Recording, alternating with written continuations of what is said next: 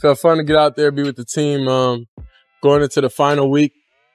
I don't know, it's weird. Like, consider training camp still? Right, well, I'm just say preseason.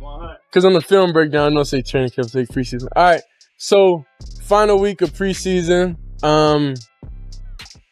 It's a lot because I know it's a lot of relationships with a lot of guys in the building and a lot of guys in the locker room that we all may never play on. To Cleveland Sports Talk Radio last night, and they were saying some things that I think was straight up out of pocket. The NFL might not have kicked off a single snap yet, but the drama's already louder than a stadium on game day. Word on the street is that Shedeur Sanders, the flashy, headline-making quarterback with more swagger than a halftime show, could be packing his bags and heading to Cincinnati. Just imagine the scene. While the Browns are out here trying to duct tape their quarterback situation back together for the millionth time, the Bengals might be plotting the nastiest chess move in the entire league, snatching Sanders right from under Cleveland's nose. And the reaction? Instant chaos. Cleveland fans are losing their minds, timelines are melting down, and every talk show host is foaming at the mouth like someone just dropped a bomb in Ohio. And here's the wild part. It's not even official. That's right, just one whisper was enough to set this firestorm off. Rival fans didn't wait a second, already flooding social media with memes like it's a national holiday. The whole division's buzzing, and it all started from a rumor. But that's the NFL for you. Perception is everything.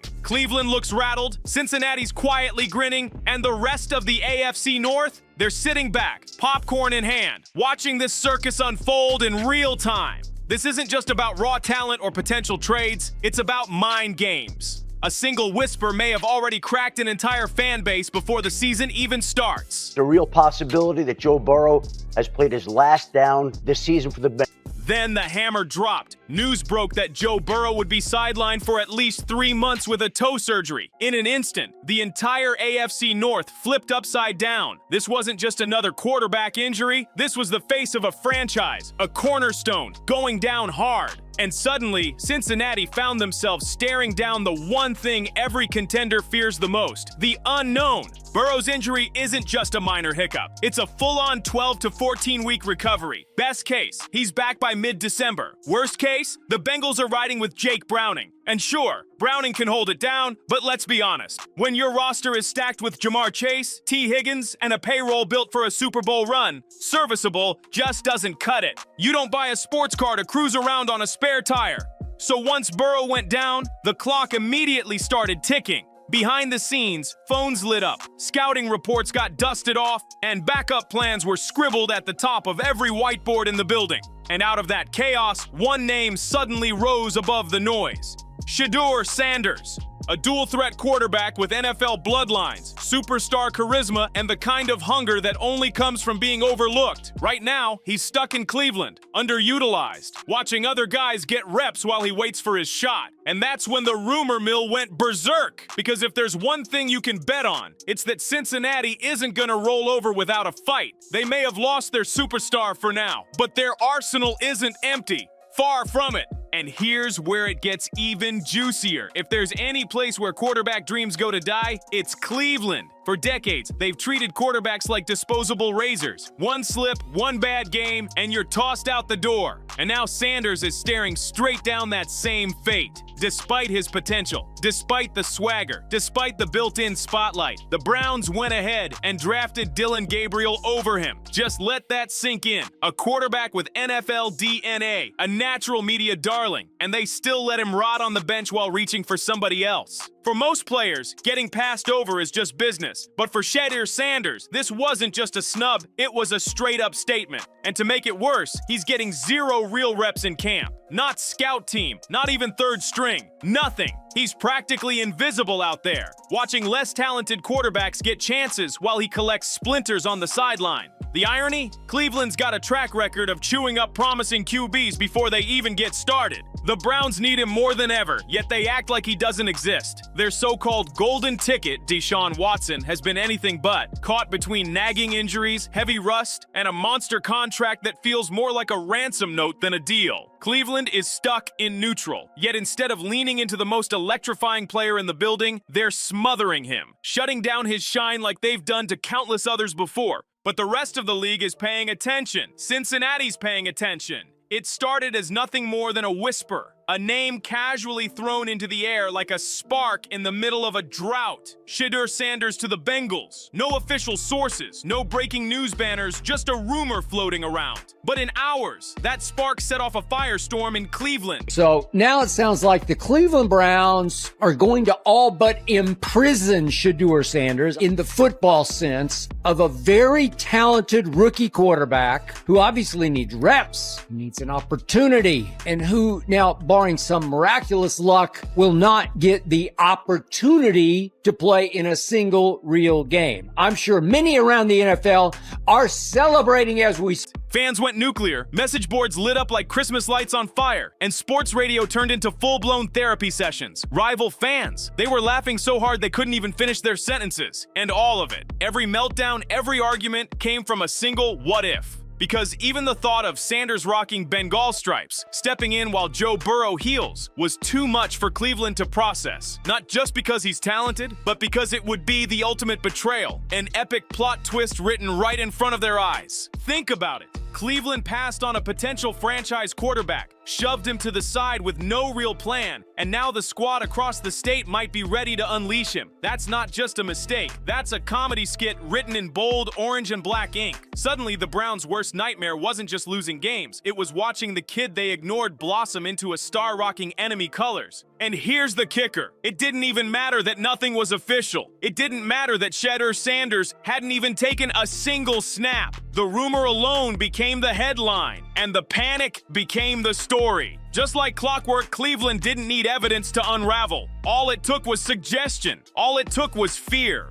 This isn't about play counts or stat sheets. This cuts deeper. This is about pride, perception, and the curse that's haunted Cleveland for decades. The fear of being the NFL's eternal punchline. Losing games? Browns fans are used to that. It's practically woven into the team's identity. But losing face, losing the storyline, that's where the real sting comes in. And Shedeur Sanders isn't just some backup hoping for leftovers. He's the crown prince of Deion Sanders' empire. He's box office. The man's been in front of cameras since T-ball, raised under lights, trained for pressure, and he knows how to make buzz without even trying. One rumor, and he flipped the entire narrative on its head before he ever stepped on the field. Now picture this from Cleveland's angle. You've burned draft picks on bust after bust, wasted years chasing stability, even sold your soul for a quarterback drowning in baggage and question marks. And the one guy you overlooked? He could walk right into your rival's arms, learn under Joe Burrow, and become the future you never had the guts or patience to build. Toe injury that will require surgery. He will be sidelined for a minimum of 3 months. Typically, this is a 12 to 14 week recovery period from an injury like that. That would mean that if it was best case, the soonest he could be ready, as much as he might push, would be December 15th, and it very well could be into the new year before he's ready again. Let's see if the Bengals and Jake Browning, their new quarterback, can keep them afloat until then. That's not just fear, it's pure humiliation. Other franchises lose players all the time, but when Cleveland lets them slip away, those players usually turn into stars somewhere else. Pittsburgh, Baltimore, anywhere but home. And now the thought of Shedeur Sanders writing that same script right across the river in Cincinnati has fans in a full-blown panic. And here's the thing, it's not even about what is happening, it's about what they believe could happen. Just picture it. Sunday afternoon, cameras sweeping across the Bengals sideline. There's Joe Burrow, suited up with that trademark smirk, and just a few feet away, Shedeur Sanders, rocking tiger stripes, holding a clipboard, soaking in the spotlight. The wild part? He wouldn't even need to take a single snap to shake Cleveland to its core. That one image, Burrow mentoring Sanders, the two of them looking like the future kings of the AFC North, would be enough to crystallize the Browns' deepest nightmare. This isn't just roster strategy, this is psychological battle. If Cincinnati pulls the trigger on Sanders, they're not just planning for tomorrow. They're rubbing salt in Cleveland's biggest wound. The city that burns through young quarterbacks like snacks would be forced to sit and watch a kid they ignored transform into a headline-grabbing, camera-owning, potential franchise star right across the state line.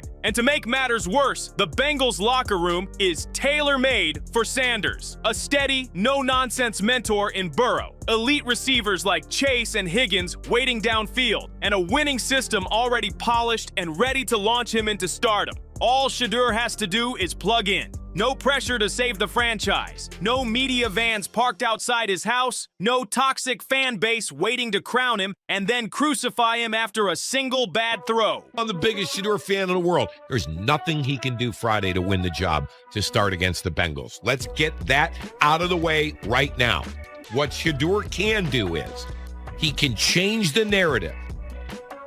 The narrative is the Browns don't see him as a franchise quarterback. They would have drafted him in the first round if they did. They drafted Dylan Gabriel over him. So what he has to do Friday night is to change their... In Cincinnati, he gets patience. He gets protection. He gets a future. In Cleveland, he'd get a funeral for his career before it even started. That's the ultimate insult. Not just losing Shedeur, but being forced to watch him thrive while your own franchise sinks without ever giving him a real shot. And here's the dangerous truth keeping Browns fans tossing and turning at night. The Bengals don't even need Shedeur Sanders. They could play it safe, let Jake Browning hold the line, wait for Burrow to heal, and keep the train rolling. But what happens if Cincinnati's front office looks across the division and says, we don't need him, but wouldn't it be fun? That's the nightmare scenario, because this move wouldn't come from desperation, it would come from dominance. Grabbing Sanders would be a luxury, the kind of flex only built, stable, dangerous teams can afford. Not to patch holes, but to remind everybody who really runs the AFC North. Think about it. When Cleveland shuffles quarterbacks, it reeks of panic. When Pittsburgh reloads, it looks like strategy. But if Cincinnati swoops in and scoops up a marketable pro-ready backup with legendary bloodlines, suddenly it looks like dynasty insurance.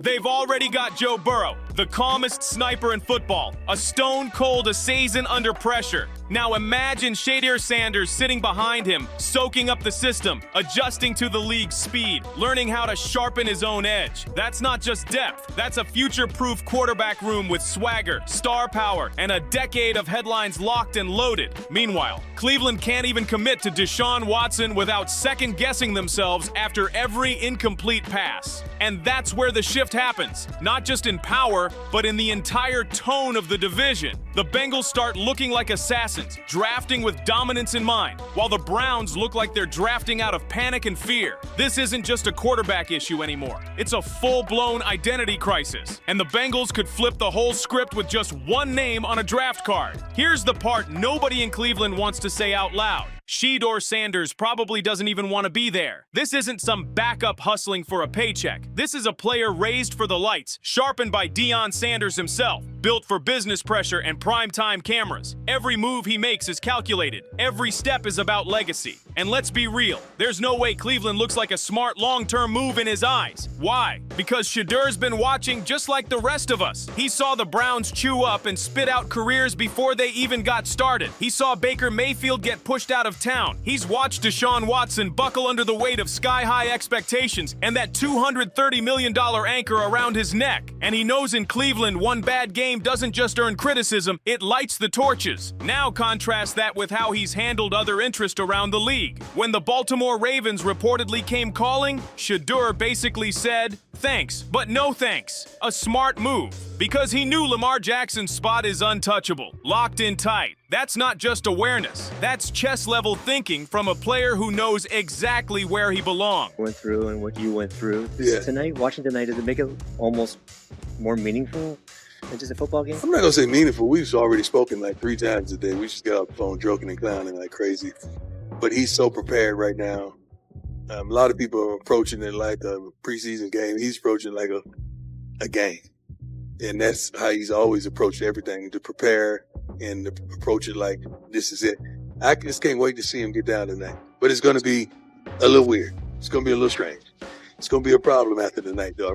Why would Shedeur go somewhere he can't rise? That tells you everything about how calculated this kid really is. And that's where the real panic sets in for Cleveland. Because deep down, fans know that if Sanders ever had a true choice, he's not picking them. He doesn't want the circus of media noise. He doesn't want the chaos. He definitely doesn't want to be the next tragic chapter in Cleveland's never-ending quarterback horror story. And let's not play naive. Of course, Deion is in his ear. You think primetime is letting his son walk into a broken system when well-oiled machines are out there waiting? No way. The harsh truth for Cleveland isn't just losing Shedeur. It's realizing they never had a real shot to begin with. Here's the craziest twist in this whole saga. Shedeur Sanders hasn't signed anything. No trade, no press conference, no jersey with stripes stitched across the back. And still, Cleveland is unraveling. The rumor alone has done the damage. It's cracked open the fear, ripped at old scars, and reminded every Browns fan of a brutal truth they've been running from since the day LeBron skipped town for the second time. If something can go wrong in Cleveland, it probably will. The meltdown has been nothing short of spectacular. Some fans are already stockpiling excuses, others are drawing up fantasy trades to save the day, and a loud corner has even turned on Shedeur himself, like he's plotting their downfall from a dorm room somewhere. And you know what that is? That's not just football panic, that's trauma talking. Shedeur Sanders isn't in Cincinnati. He hasn't taken a single snap. He may never wear Bengal stripes. But the whisper alone, it was enough to send Cleveland spiraling, enough to spark highlight reels, flood debate shows, and turn Reddit into full-blown therapy sessions. While the Browns scramble for direction, their old ghosts are back, and this time, they've got a new face haunting them. Paint the picture. Cleveland drowning in flashbacks of failure, while across the river, Cincinnati stays calm, collected, and smirking. Whether they ever pull the trigger on Shedeur Sanders or not, the message is already stamped in bold letters. We can do what we want, and you can't stop us. If the Bengals draft him, it's the ultimate flex. If they don't, they still win, because they've already shaken their rivals to the core without even stepping on the field. Meanwhile, Cleveland is back in familiar territory, fumbling through damage control, plugging leaks while fans erupt at management, the media, and yet another wave of blown opportunities. And here's the chilling truth. Sometimes the scariest thing in football isn't losing a game. It's realizing your future is slipping away right in front of your face while your rival builds theirs brick by brick in real time. Shedeur Sanders embodies that exact nightmare. Swagger, marketability, raw talent, and most dangerous of all, choice. He doesn't have to be chained to Cleveland's chaos. And if Cincinnati makes that call, he might never look back. So what do you think? Will the Bengals make the move just to twist the knife? Or is Cleveland already doomed by its own reputation? Drop your thoughts in the comments. Don't forget to like, share, and subscribe. And I'll see you on the next one.